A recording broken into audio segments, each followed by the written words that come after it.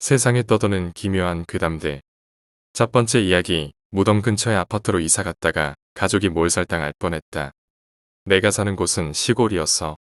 그런데 새로 개발되는 동네에 주공 아파트가 최초로 생겨서 우리 가족은 신나서 이사를 갔지.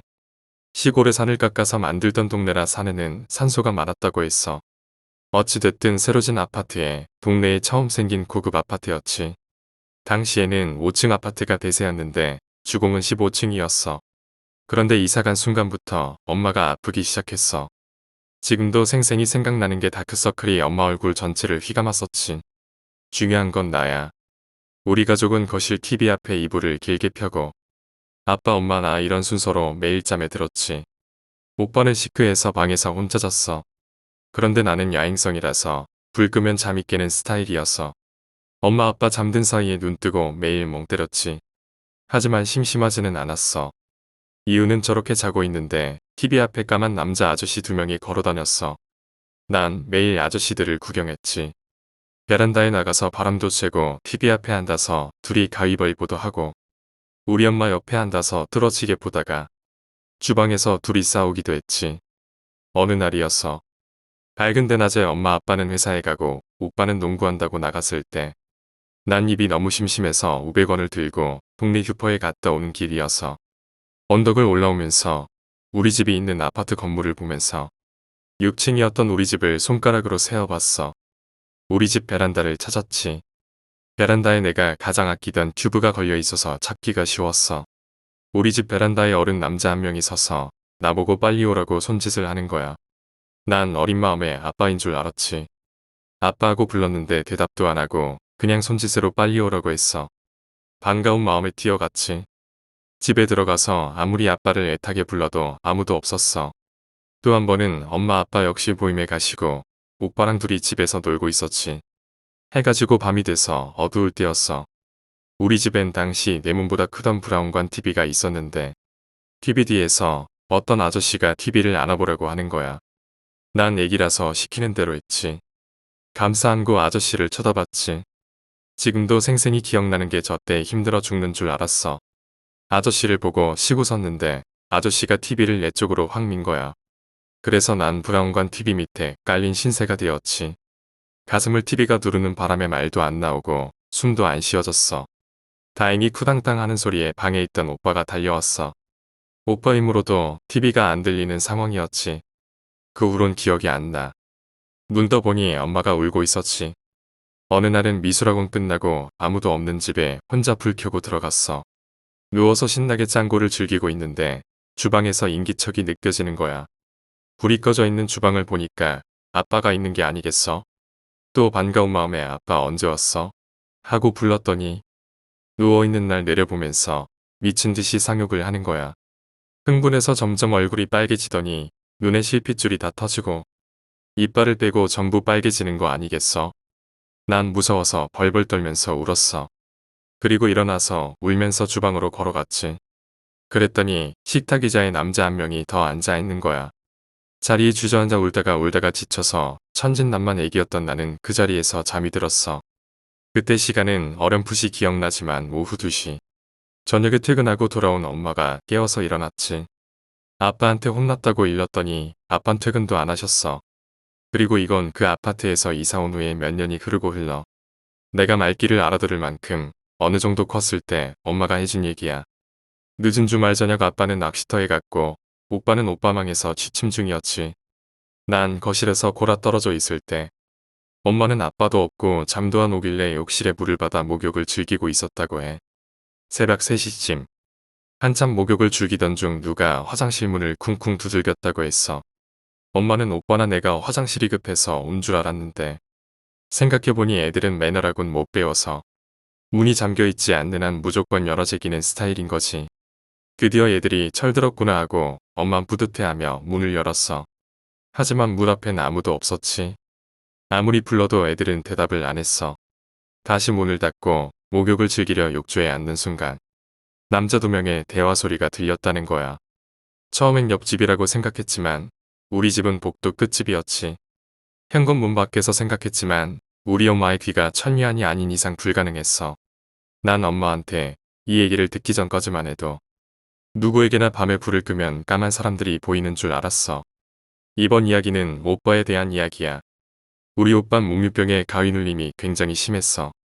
매일 그런 오빠를 보며 안쓰러워하던 엄마가 어느 날은 오빠 방에서 같이 자기로 한 거야. 엄마는 밤새도록 신경 쓰여서 오빠 배에 손을 올려놓고 잤다고 했어.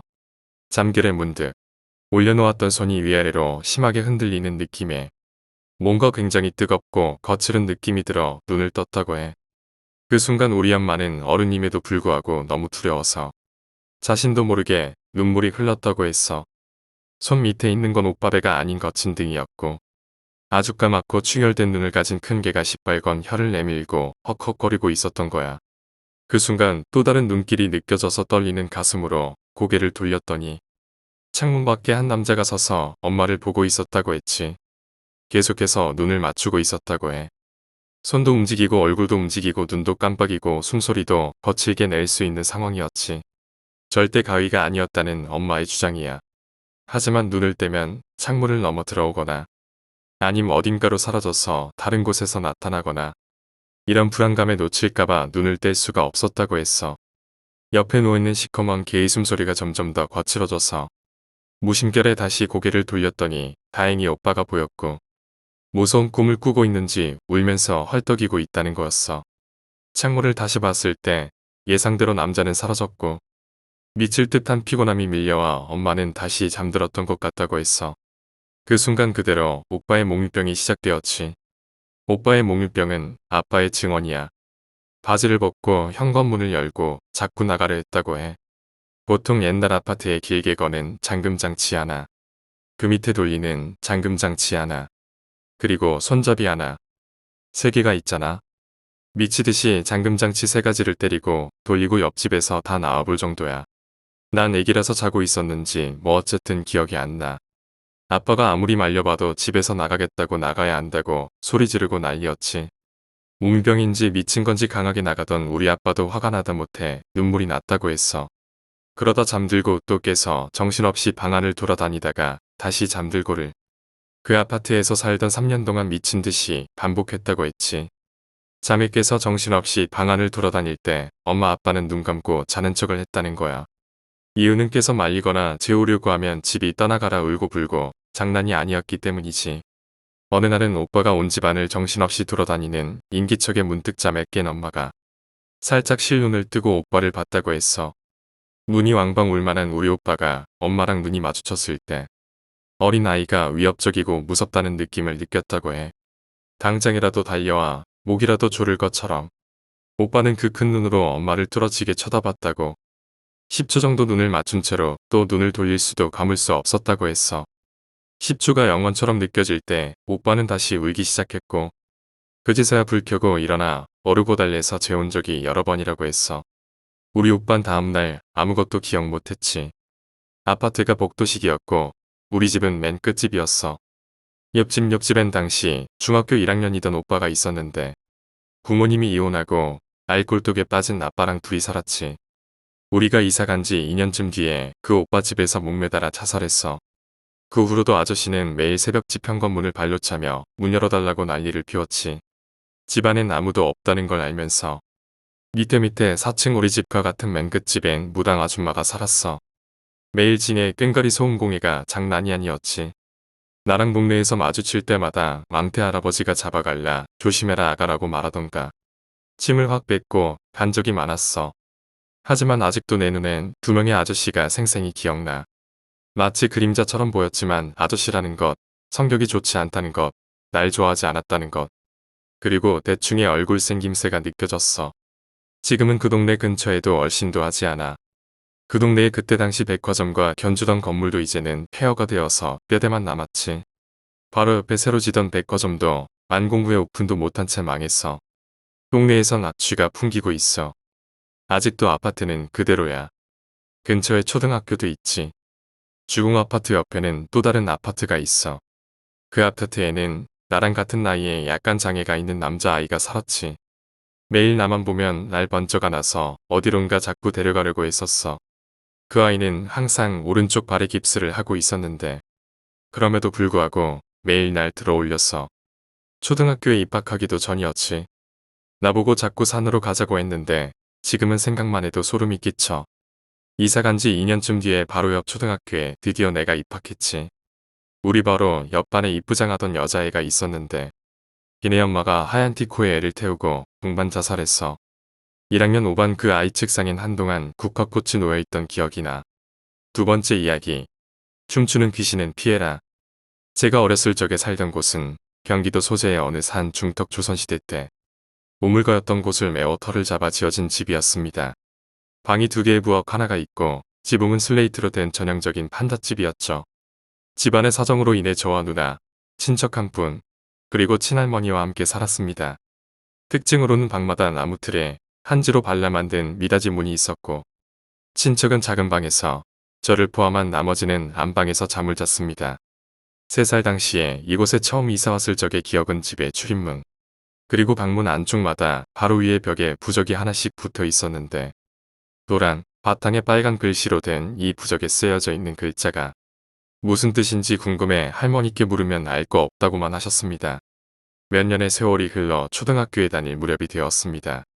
안방에 달려있던 부적이 떨어질랑 말랑 대롱대롱 매달려 있는 것을 본 저는 주섬주섬 의자에 올라가 그 부적을 떼어 쓰레기통에 구겨 넣어 버렸습니다. 가족들도 부적에 대해 평소 신경을 안 쓰다 보니 모르게 넘어갔죠. 그런데 어느 순간부터 누나가 가위에 눌리는 일이 잦아지기 시작했습니다.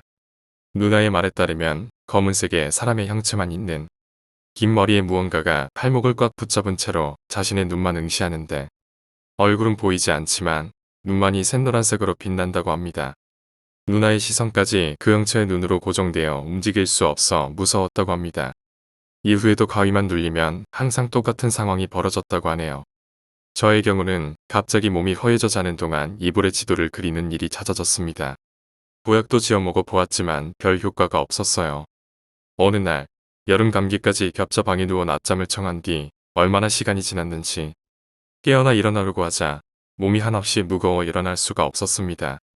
캄캄한 밤이었고 제 양옆에는 가족들이 자고 있었는데 전등과 TV까지 켜져 있어 이상하다고 생각했습니다.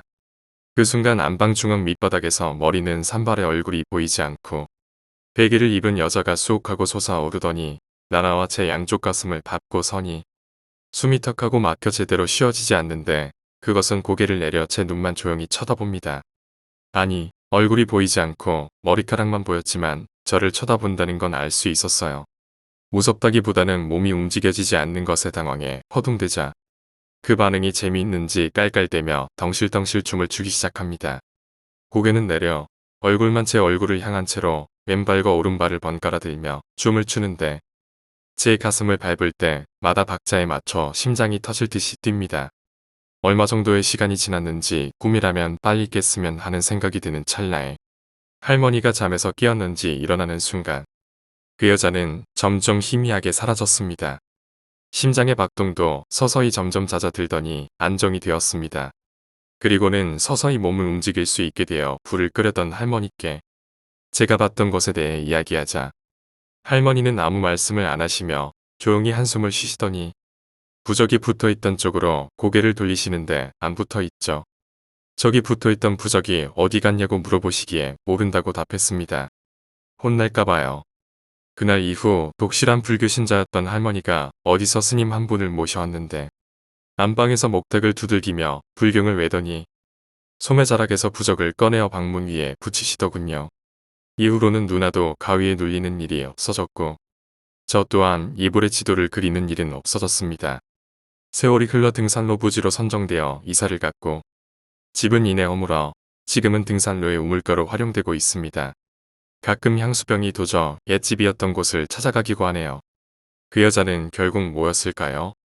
다른 분의 이야기를 들으니 무당들도 어지간하면 눈 안 마주치고 피하는 귀신이 둘이 있다고 합니다. 첫째는 웃는 귀신, 둘째는 춤추는 귀신입니다.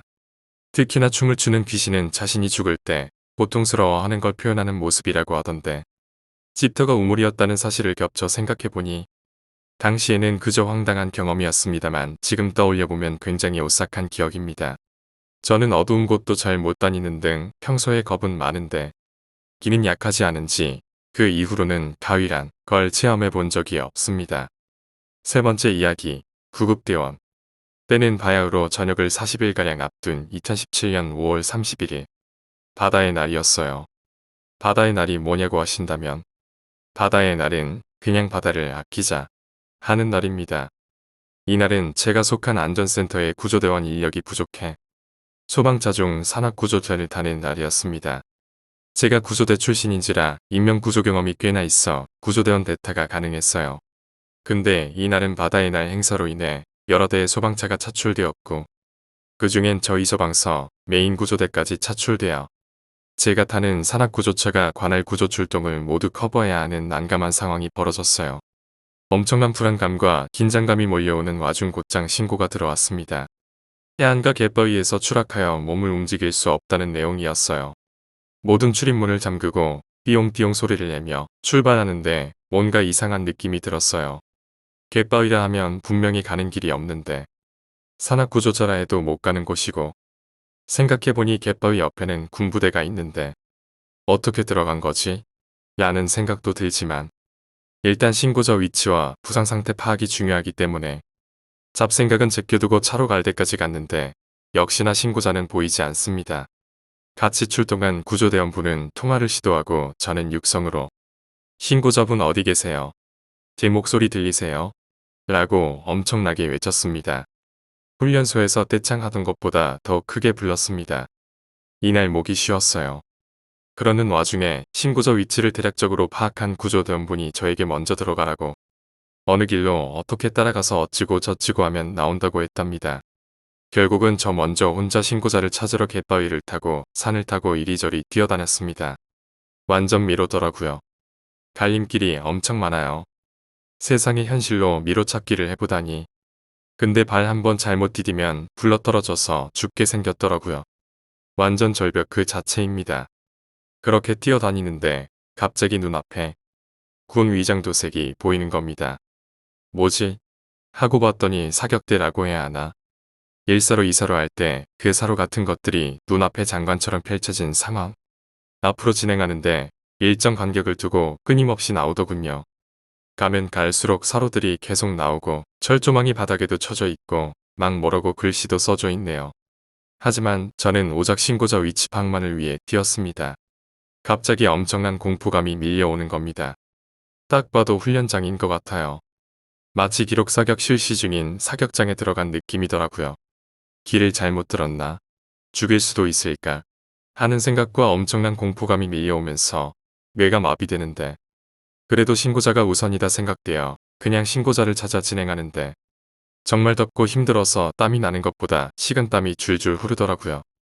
손으로 이마를 만져보니 차가운 느낌이 들기도 하면서 그렇게 20분가량 뛰어서 결국은 신고자를 찾았습니다. 제가 최초로 접촉해서 환자 상태를 파악하는데 대략 3m 높이에서 울퉁불퉁한 바위로 떨어져 타박상을 발견하고 골절이 의심되는 상황. 하지만 지형도 지형이고 저 혼자 알 수 있는 게 없어요. 그래도 최선을 다해 환자를 진정시키고 좀 더 정확하게 환자 상태를 파악해서 몇 분 후 도착한 구급대의 상태를 알려주고 응급처치를 끝냈지만 도저히 환자를 옮길 수가 없어요. 절벽 지형이고 바로 아픈 바다라 이송할 수가 없는 상황인데 소방헬기나 선박을 부를 수도 없는 상황에다가 해경선박과 헬기도 부를 수 없는 상황. 가는 날이 장날이라고 뭐 이런 개떡 같은. 결국은 어렵사리 구조하고 해경이 중개해준 민간 선박을 이용해 육지로 이송합니다. 육지에 대기하고 있던 또 다른 구급대에게 인계하고 나서야 저의 임무는 끝이 났습니다. 대략 2시간가량 소요되었고 구조하면서 피복이 찢어지기까지 했던 어려운 출동이었어요. 같이 출동했던 분들도 거기 함부로 들어갔다가 총 맞아 죽는 거 아니냐고 엄청 무서웠다고 하시더라고요. 갔다 와서 정말 너무 허기가 져가지고 맛없는 밥도 엄청 먹었죠. 나중에 들어보니 제가 휴가 나간 사이에 신고자분이 오셔서 그때 구해줘서 정말 고맙다고 감사 인사하러 오셨다고 하네요. 한 번 배웠으면 좋았을 텐데 하는 생각도 들고 당연히 해야 할 일을 했을 뿐인데 멀리까지 오셔서 고맙다고 하셨다는 얘기 듣고 뿌듯하기도 하고 제가 더 감사하더라고요. 정말 힘들었지만 값진 경험이었습니다. 네 번째 이야기, 기묘한 할아버지. 저희 친가는 종갓집도 아닌데 선산이 있고 그 근처에 신주 모시는 조그만 사당 같은 것도 있는 특이한 집입니다. 어렸을 때 저는 3살 터울인 남동생과 함께 그 선산에서 많이 놀곤 했었죠. 그래서 그런지 어른들에게 유독 지겨울 정도로 많이 들었던 소리가 있었습니다. 산에서 누가 이름을 불러도 최소 3번 이상은 대꾸하지 말 것. 뭐 애들 둘이 어른도 없이 놀면 걱정되니까 하는 소리라고 생각할 수도 있겠지만 지금 생각해보면 조금 다른 것 같습니다. 초등학교 3학년 때 저는 남동생과 함께 막대기 하나를 들고 선산으로 놀러 갔습니다. 곳곳에 풀들이 상당히 많이 자라 있었기 때문에 막대기로 그걸 일일이 헤치면서 가야 했거든요. 그렇게 한참을 신나게 놀았습니다. 머리 위로 서서히 해가 저 가는 것도 모를 정도로요. 어느덧 정신을 차려보니 벌써 주변이 서서히 어두워지기 시작하더군요. 동생도 무서웠는지 얼른 집에 가자고 보챘습니다. 저는 동생을 데리고 막대기로 풀을 헤치며 산을 내려가기 시작했습니다. 그런데 이상하게도 아무리 내려가도 길이 안 보이는 겁니다. 같은 곳을 댕댕 돌고 있는 것 같았어요. 동생은 옆에서 얼른 집에 가자고 보채지. 날은 점점 어두워지시. 길은 안 나타나지. 정말 환장할 노릇이었습니다. 그런데 그때 저 멀리서 뭔가 희끗희끗한 형체가 보였습니다. 얼굴은 보이지 않았지만 옷 색깔을 보니 평소에 우리 예뻐해 주셨던 옆집 할아버지인 것 같았습니다. 안심한 저는 그쪽으로 가려고 발을 내딛었습니다. 그때 할아버지의 저를 부르는 목소리가 들렸습니다. 저는 대답하지 않았습니다. 뭔가 기분이 스산했거든요. 사람이 저렇게 무미건조한 목소리로 말할 수 있다는 걸 그때 처음 알았습니다. 그리고 옆집 할아버지는 절대로 저희 남매 이름을 부르지 않으시는 분입니다. 이름을 알려줘도 까먹으시는 데다가 보통 똥강아지라고 하시기 때문에 보통 사람들은 자기가 누굴 불렀을 때 대답이 안 돌아오면 언성이 높아지잖아요. 근데 그것은 달랐습니다. 처음과 똑같은 높낮이 없는 목소리로 제 이름을 계속해서 불러대는 겁니다. 저는 옆집 할아버지의 모습을 한 그것을 덜덜 떨며 쳐다보다가 동생을 끌어안고 냅다 달리기 시작했습니다. 뒤에서 사박사박거리며 풀을 헤치는 소리가 나자 제 발은 더욱 빨라졌습니다. 초등학교 3학년짜리가 어디서 그런 힘이 솟아났는지 모르겠습니다. 한참을 달리다가 겨우 길을 발견해 집에 돌아왔을 때는 벌써 저녁상이 다 치워진 뒤였고 저와 동생은 제때 집에 돌아오지 못했다며 할머니께 호되게 혼났습니다. 옆집 할아버지를 만나느라 늦었다고 동생이 울먹이며 변명을 해보았으나 할머니는 옆집 할아버지께서는 오늘 자식들 보러 가느라 윗지방으로 올라가셨다며 제 동생의 말을 헛소리로 받아들이셨습니다. 할머니의 잔소리는 금세 잦아들었지만 그날 있었던 일은 대학생이 된 지금까지도 제 마음에 남아 있습니다. 옆집 할아버지의 모습을 한 그건 도대체 무엇이었을까요? 5번째 이야기, 사냥. 내가 점쟁이 겸 점장 대리로 일하고 있던 15년 전쯤 이야기다. 분명 추석 직전이었던 것 같다. 바에 단골 손님들이 모여 담력 시험을 하러 가자는 이야기가 나왔다. 장소는 짐승들의 영산이라 불리는 산. 아직 휴대폰이 보급되기 전이었기에 유사시를 대비해 만반의 준비를 하고 휴일날 밤 9시에 출발했다. 앞차에는 A씨가 운전을 하고 조수석에 남자 손님 1분, 뒷좌석에 여자 손님 2분이 앉았다. 뒷차에는 바텐더 형이 운전을 하고 조수석에 내가, 뒷좌석에 여자 손님 2분이 앉았다. 늦은 시간이라 산길에는 아무도 없었고 순조로 유령비를 향해 나아갔다. 달빛도 밝고 가는 길에 전망도 잘 보였다. 산 중턱 근처 접어들었을 때 바텐더 형이 이상하게 나를 살피기 시작했다. 앞차가 너무 빠르지 않냐? 저렇게 가지 않아도 괜찮은데. 안전운전을 하기로 이야기를 했던 데다 앞차를 운전하는 A씨는 얌전한 성격이라 누굴 태우고 저렇게 운전할 사람이 아니었다. 하지만 그러는 사이 앞차는 쏜살같이 달아나 후미등조차 보이지 않게 되었다. 산길이라 커브 때문에 그랬나 싶었지만 산 정상에 도착할 때까지 앞차가 시야에 들어오는 일은 없었다. 산 정상까지는 외길이라 도중에 차를 세울 곳도 없다. 그런데도 뒤에서 따라오던 우리 차가 먼저 도착하고 만 것이다. 다들 당황해하고 있는 사이 꽤 늦게 앞차가 도착했다. 앞차에 탄 사람들도 당황해하고 있었다. A씨는 당황해하며 우리에게 다가왔다. 아까 전까지만 해도 뒤에 있었는데 언제 앞지른 거야? 앞차에서는 계속 뒷차가 보였고 안전운전을 했다는 것이었다. A씨는 믿을 수 있는 사람인데다 차 안에 좋아하는 여자도 같이 타고 있었다. 굳이 위험운전을 해놓고 거짓말을 할 이유가 없었던 셈이다. 나와 바텐더 형은 서로 눈빛을 교환하고 깜짝 놀랐지. 여우한테 홀린 거 아냐? 라며 장난스레 얼버무렸다. 그리고 사람들을 목적지인 유령비로 데리고 가서 기념 촬영을 했다. 슬슬 돌아가려고 할 무렵 바텐더 형이 내게 다가와 속삭였다. 돌아갈 때 위험할지도 모르겠다. 나도 같은 생각이었기에 몰래 A씨에게 다가가 돌아가는 길에 뭐가 나올지도 몰라요. 동요하지 말고 태연하게 있으세요. 라고 말했다. A씨는 당황한 기색이 역력했지만 좋아하는 분을 안전히 모셔다 드려야죠. 라고 말하니 묘하게 결의를 굳힌 듯 했다. 돌아가는 길도 A씨가 운전하는 앞차가 먼저 출발했다. 아까 전산 중턱 근처에 접어들자 뭐가 나왔다. 형이 백미러와 나를 황급히 번갈아 보기에 나는 뒷좌석에 있는 두 명에게 말을 건네는 척 뒤를 바라봤다. 우리 차를 따라오듯 엄청난 속도로 달려오는 사람이 6명 있었다. 다 일본인인 것 같았지만 연령도 성별도 제각각이었다. 입고 있는 옷은 최근 것 같았다. 6명은 모두 비통한 얼굴을 하고 우리 차에 도움을 청하듯 손을 뻗고 있었다. 그 6명 뒤로는 수많은 동물이 엄청난 속도로 따라오고 있었다. 동물 무리에는 개나 고양이는 물론 소나 말, 곰까지 있었다. 솔직히 나는 뭐라 말도 못할 지경이었다. 다행히도 뒷좌석에 여자 손님 2명은 아무것도 모른 채 즐거운 듯 이야기를 나누고 있었다. 내가 대충 말을 맞추고 뒤를 바라보고 있는 사이 6명 중 맨 뒤에 있던 사람이 동물들한테 따라잡혔다. 동물들은 멈춰서서 나고한 사람을 공격하기 시작해 점차 시야에서 멀어져 갔다. 아직 우리 차를 따라오고 있던 5명이 분명히 안도의 표정을 지었다. 하지만 곧 동물들은 다시 나타났다. 그 후 동물들은 한 명을 삼키고 다시 따라오기를 반복했다. 마침내 마지막 1명이 사라지자 동물들은 우리를 쫓아오지 않았다. 나는 시선을 앞으로 돌리고 바텐더 형과 아무 말 없이 고개를 끄덕였다. 집합 장소인 편의점에서 앞차와 합류하자 A씨는 싱글벙글 웃으며 아무것도 안 나오던데 겁을 주고 그래 라고 말했다. 왜 앞차를 우리가 앞질러 갔던 건지는 아직도 모른다.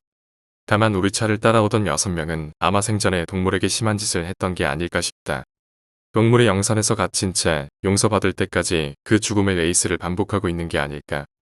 6번째 이야기, 카페트 아래에서 발견한 충격적인 그것. 딱 1년 정도 전 4월에 입사하기로 예정된 신입 대졸사원들이 아르바이트를 하러 왔다. 수습 기간이라 치고 두어 달 일해보는 것이다. 그런데 그중 한 여성이 인사를 하고 나서 화장실에 가더니 좀체 돌아오질 않았다. 30분이 지나도 오질 않기에 걱정이 돼서 다른 여자 사원에게 한번 확인해달라고 부탁을 했다. 그랬더니 개인실이 하나만 잠겨 있더란다. 노크를 해도 대답이 없더라고요. 어떻게 하죠? 어쩔 수 없이 그 여자 사원과 나, 그리고 다른 남자 사원 1명이 같이 가보기로 했다. 여자 화장실은 처음 들어가는 것이라 긴장됐지만 그런 걸 따질 상황이 아니었다. 개인실 앞에서 말을 걸어봤지만 역시 대답은 없었다. 몇 번이고 들어갈게요. 라고 말하고 문을 밀어봤지만 잠겨있을 뿐이라 어쩔 도리가 없었다. 결국 옆에 있던 양동이를 가져와 그 위에 올라서서 안쪽을 들여다봤다. 그 아르바이트생은 구석에 붙어 웅크려 있었다. 무언가를 꽉 쥐고 떨고 있는 듯 했다. 말을 걸어봤지만 나를 보는 것도 아니었다. 억지로 허리를 굽혀 손을 뻗어 화장실 문을 열었다. 여자 사원이 나 대신 들어가자 아르바이트생은 입을 열었다. 저 더는 무리일 것 같아요. 가방 좀 가져다 주세요. 오늘은 이만 돌아가겠습니다. 그리고는 돌아갔다. 다음 날 그 아르바이트생은 전화로 우리 회사에 안 다니겠다는 의사를 전해왔다. 나는 서류 문제 때문에라도 회사에 한 번 더 와달라고 말했지만 회사는 못 가겠고 근처 패밀리 레스토랑에서 만나자는 대답이 돌아왔다. 그 다음 날 패밀리 레스토랑에 들어서자 이전과는 달리 침착한 얼굴의 그녀가 기다리고 있었다. 서류를 대충 정리해주고 마지막으로 이유를 물었다. 그녀는 말하기 힘든 듯 천천히 이야기를 시작했다. 처음으로 사무실에 들어선 순간부터 기분 나쁜 느낌이 들었단다. 인사를 하고 자리로 갔는데 그 자리가 바로 기분 나쁜 느낌의 근원이었다. 책상 아래에서 뭔가 기척이 느껴져 아래를 봤더니 웬 여자가 무릎을 껴안고 앉아서는 자기를 노려보며 양 다리를 꽉 잡고 있었단다. 주변을 돌아보니 남자 사원 전원의 책상 아래에서 똑같은 얼굴이 보였다. 그리고 여자 사원들의 책상 아래에서는 대량의 머리카락이 움직이고 있었다. 기절초풍한 아르바이트생은 그대로 도망쳐 화장실에서 부적을 꽉 쥐고 있었다고 한다. 그녀가 보여준 부적에는 손자국이 선명하게 남아 있었다. 원래 그런 게 잘 보이나 보지? 라고 묻자 뭐 보이긴 하지만 이렇게 강렬한 건 처음이에요. 라는 대답이 돌아왔다. 그 자리에 전에 앉았던 사람이 누군가요? 꽤 원한이 깊어 보이는 얼굴이었어요. 그 말을 듣고 생각해보니 그 자리에 전에 앉았던 건 A라는 여자 사원이었다. 아주 평범한 사람이라 딱히 문제가 있었던 것도 아니고 회사에서 명예퇴직자를 모집할 때 자원해서 그만뒀었다. 그녀는 마지막으로 이렇게 말했다. 돌아가면 사무실 바닥을 조사해보세요. 그리고 소금이랑 이 부적도 가져가시고요. 일단 회사로 돌아오긴 했지만 이런 이야기를 어떻게 꺼내야 하나 고민스러웠다. 상사에게는 사정이 좀 있다고 얼버무리고 동료 남성 직원 몇 명에게 좀 남아달라고 부탁을 했다. 우선 그 아르바이트생이 앉았던 자리 아래를 조심스럽게 들여다봤지만 아무것도 없었다. 뭐야? 싶으면서도 다른 사람들 책상 아래도 다 확인했다. 아무것도 없다. 동료들은 뭘 그렇게 바라보는 거야? 라면서 웃었다. 걔 중 한 명이 별 생각 없이 그 아르바이트생이 앉았던 자리 아래 카페트를 들췄다. 뭐가 있는데? 라고 그 친구가 말하자마자 향 냄새가 풍겼다. 사무실엔 요즘 다 그렇듯 오웨이 플로어로 되어 있고 그 위에 카페트가 깔려 있다. 그 오웨이 플로어 아래에 사원 여행을 갔을 때 찍은 단체 사진이 있고 그 위에서 향이 타고 있었다. 다들 당황해서 자기 자리 카페트를 들춰봤다. 이번에는 여성 사원들의 단체 사진이 있었고 A를 제외한 모든 여성 사원 얼굴에 짧은 향이 꽂혀 있었다. 여성 사원들 자리 아래에서는 머리카락이 감긴 향과 붉고 작게 원한이라는 글자가 잔뜩 적힌 종이가 나왔다. 부장 자리 아래에서는 죽어버렸으면 좋겠는데 라고 난잡하게 적힌 종이가 나왔다. 곤란할 뿐 아니라 손을 대는 것도 무서웠다. 어떻게 할까 고민하다 결국 그 아르바이트생에게 전화를 걸었다. 이런 게 잔뜩 나왔다고 이야기하자 직접 손대면 안 됩니다. 치우려면 긴 젓가락에 소금을 뿌린 다음 살그머니 봉투에 넣으세요. 봉투에도 소금을 넣고 단단히 묶어서 곧바로 절에 맡기던가 버리던가 하세요. 나는 그 말을 그대로 따르고 동료들에게는 입막음을 단단히 했다.